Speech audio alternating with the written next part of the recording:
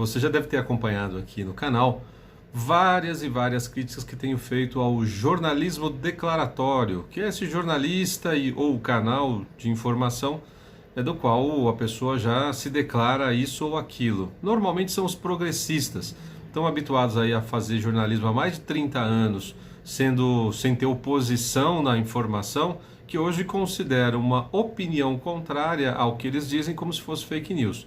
Verdade é só o que eles dizem. Se corroborar, se concordar, tiver uma confluência com aquilo que eles defendem. Caso contrário, eles vão dizer que é fake news. Eles não conseguem lidar com o contraditório, com a opinião contrária, e muitas vezes partem para ofensas pessoais, gracejos, gracinhas, piadinhas, porque de fato eles não têm conteúdo suficiente para argumentar contra aquilo que está sendo apresentado.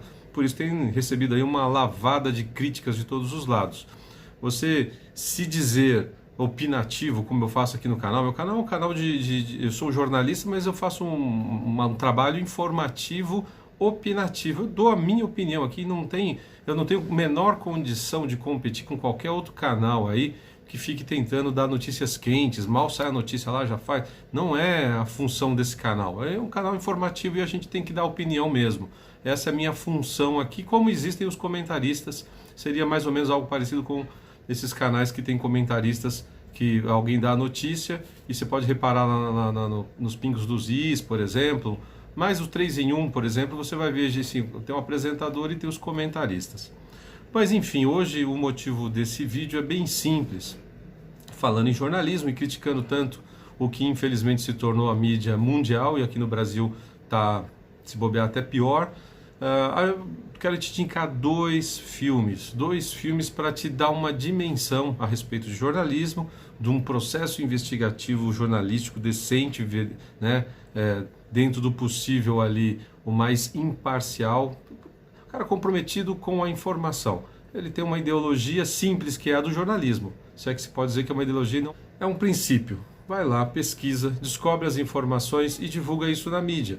E aí os órgãos competentes, investigativos, pessoas envolvidas, a opinião pública, vai lá e pensa o que eles quiserem. Descobrem, tentam ouvir vários lados. Um processo jornalístico, investigativo que tenha um mínimo de decência, ele tem que ouvir vários lados e tentar corroborar o máximo possível com a informação dentro da verdade, da realidade. E não fabricar verdades, entre aspas, né, e realidades, entre aspas. Mas enfim, os dois filmes que eu vou te indicar hoje têm uma essência fundamental nos dois, que é o processo investigativo. O jornalista que vai lá e quer descobrir a verdade, ouve fontes, pesquisa, vai viajar, vai para vários lugares, investiga mesmo a fundo.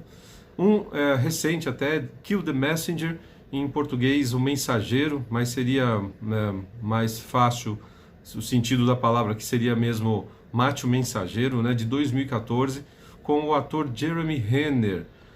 Ele conta a história do Gary Webb, um jornalista que acabou descobrindo um esquema de envolvimento do governo americano por meio da CIA em facilitar ou até contrabandear drogas para os Estados Unidos, a fim de obter recursos para financiar os contras na Nicarágua. O Congresso não havia aprovado, o Congresso americano não havia aprovado verbas para que o governo interferisse de maneira direta na situação da Nicarágua. O comunismo, isso na década de 90, tá? O filme é mais recente, mas o ocorrido foi na década de 80, 90, mais ou menos nessas décadas aí. A expansão do comunismo na América Central, o governo americano tentando impedir isso, e uma maneira mais correta, talvez, se é que existe esse termo para essa situação, que é bastante delicada, era de financiar a oposição lá local, que eram os contras. Por fim, o Congresso não aprovou e essa foi a maneira como a CIA foi se envolvendo nessa questão, a ponto de ou fazer vista grossa nessa situação, ou de facilitar e até promover e arrecadar dinheiro. Me parece que os aviões iam com droga para os Estados Unidos e voltavam com armas. Era alguma coisa do gênero. Existe um filme do Tom Cruise que relata isso por um outro ângulo. Ele é um piloto no filme que faz essas viagens. Depois eu confirmo com vocês se realmente foi com o Tom Cruise, mas acredito que sim. Acontece o seguinte, esse jornalista faz a investigação e depois ele começa a sofrer um processo de difamação, que é o que o governo normalmente faz, esses órgãos tanto, e aí infelizmente é em todo lugar, tanto na Rússia, no período comunista, como no pós-comunismo, agora vivemos um período bastante confuso, em que assim, o cara que faz a investigação, que descobre o fato, que leva a informação adiante, ele acaba virando vítima do próprio trabalho. Ele executa bem o trabalho dele e ele vira vítima. Em algum momento, o Gary Webb deixa de ser simplesmente o jornalista que está fazendo o trabalho dele e passa a ser o alvo, ele vira a notícia. E quando ele vira a notícia, os caras começam a esmiuçar a vida dele e tentam desmoralizá-lo de todo jeito. E a ponto de que chega um momento em que ele percebe que não vai ter mais jeito. Ele sai do jornalismo, ele desiste da profissão ali, aparentemente ele desiste, o próprio filme não retrata isso. Aliás, quero deixar um recado aqui bem claro com relação a filmes.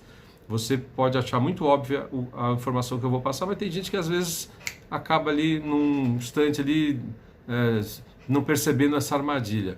Filmes não retratam a realidade. Documentários é o que mais chega próximo disso, mas também é bastante usado para manipulação da verdade. Você simplesmente assiste, é baseado em fatos reais, você não vai saber, nem eu, a não ser que a gente passe por um processo investigativo muito grande para descobrir quais são os detalhes ali que realmente são verdadeiros e quais são ficcionais. Então você assiste, absorve o que você puder absorver de informação ali, mas não pode acreditar naquilo como um instrumento da verdade. Nunca, filme algum. Por favor, não caia nesse erro até grotesco, né? Para não dizer outra coisa.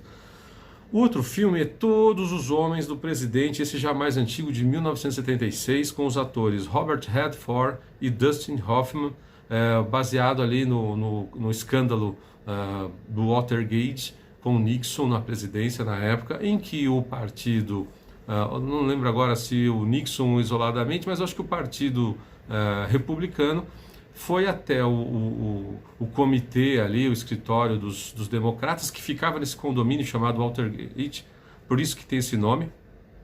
E aí alguma coisa acontece ali e eles são descobertos.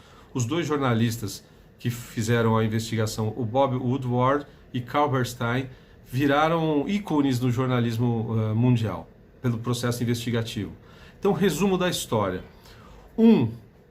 Se torna, que é esse segundo caso, Todos os Homens do Presidente, os jornalistas se tornam ícones.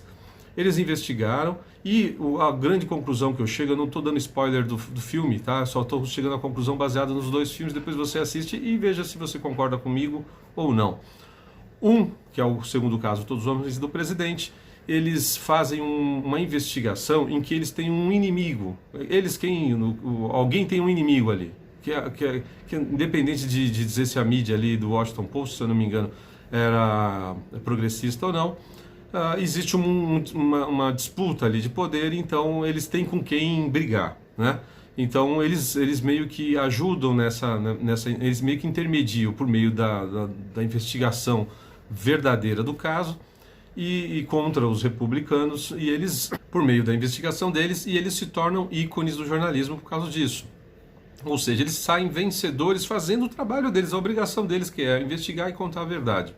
Já no outro caso, existe uma infelicidade tremenda, porque o Gary Webb, ele, por meio da investigação dele, é como se ele estivesse desafiando quem? Nenhum partido X nem Y, mas simplesmente o Estado, a figura do Estado, esse poder que ninguém consegue exatamente delimitar, né, até onde vai, qual o poder desses caras, o que eles são capazes de fazer para continuar no poder e se proteger. E aí, principalmente envolvendo órgãos como o CIA, o FBI, aí ferrou, meu caro. A briga fica feia porque os caras têm todo um know-how e dinheiro e legalidade na investigação, entre aspas, essa legalidade, para esmiuçar tudo e fazer com que a coisa vire contra quem está investigando. Então, dois jornalistas, né, no caso do Todos os Homens do Presidente, são dois caras, e dois casos, vamos falar de dois casos de jornalismo, dois jornalistas de um lado e do outro Gary Webb sozinho ali, um desafiando o Estado e a CIA, e o outro simplesmente colocando dois caras que já estão brigando ali, que são os caras do Partido Democrata e Partido Republicano, e aí eles saem meio que ilesos dessa história toda. No caso do Gary Webb, ele merecia uma estátua em qualquer faculdade de jornalismo ou uma sala, alguma coisa. Infelizmente, ele acabou não voltando a trabalhar com jornalismo, depois se suicidou. A questão da entre aspas aí é bem simples. O cara deu 2 tiros na cabeça, na própria cabeça. Então ele deve ter dado um tiro na cabeça, vou ser irônico agora, infelizmente só com ironia nesse caso. Ele deu um tiro na própria cabeça, ao perceber então que não se matou, que não foi o suficiente, ele deu o segundo tiro. Historinha para boi dormir. Quem é que vai acreditar numa baboseira dessa? A chance disso acontecer é tão ridícula que ou o cara não vai ter forças caso o tiro não o mate na primeira oportunidade ali, ou ele desiste.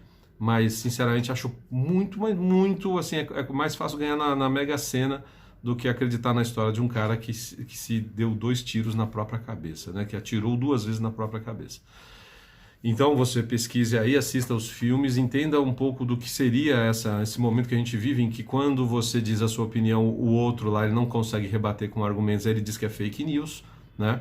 Diz que ele que está com discurso de ódio, diz que é você que está com discurso de ódio. Então não tem mais argumentos. As palavras, como eu venho dizendo aqui, perderam seu referente. Então o cara fala uma coisa, fala xícara, e o outro não pensa mais xícara. Você vive ali numa dissonância cognitiva, em que as coisas não significam mais nada. Você simplesmente respira, come e obedece. É isso que está se tornando. E aí o trabalho como desses 2 caras demonstram aí, na essência, por que um conseguiu a glória e o outro, infelizmente, acabou chegando a óbito, né? Porque provavelmente foi assassinado. Não foi depois de algum tempo ali, mas não foi no momento. Tudo foi revelado. Então, ambos fizeram pesquisas e fatos verídicos, levaram isso adiante. E um teve a glória, um lado teve a glória, o outro lado teve a desgraça total. Eu acho que, infelizmente, a mentira está vencendo e a gente tem que ficar muito atento. Por isso, ouça vários lados, pesquise, não se deixe levar por intrigas. E quando o outro fica ofendendo o outro lado, ali é porque ele não tem argumentos. Ele tem que vir com argumentos. Debate é isso, é confronto de argumentos. Quando o outro tem que ficar chorando, dizendo que o outro está mentindo, que não sei o que lá, simplesmente tem que mostrar, está mentindo por isso, isso, isso. Isso, sim, seria um debate digno. Vivemos tempos bastante obscuros, mas ao mesmo tempo nós temos muito acesso à informação. Em algum momento a gente vai esclarecer tudo isso. Guerra de informação e a verdade prevalecerá, espero eu. Espero que possamos viver num mundo em que, nesse caso, os 2 jornalistas deveriam ser glorificados, aplaudidos por terem feito o seu trabalho, mas terem feito bem feito, né? Ter realizado de maneira muito bem feita e receber os louros por isso. Mas, no fundo, o que eu espero é que a verdade prevaleça sempre.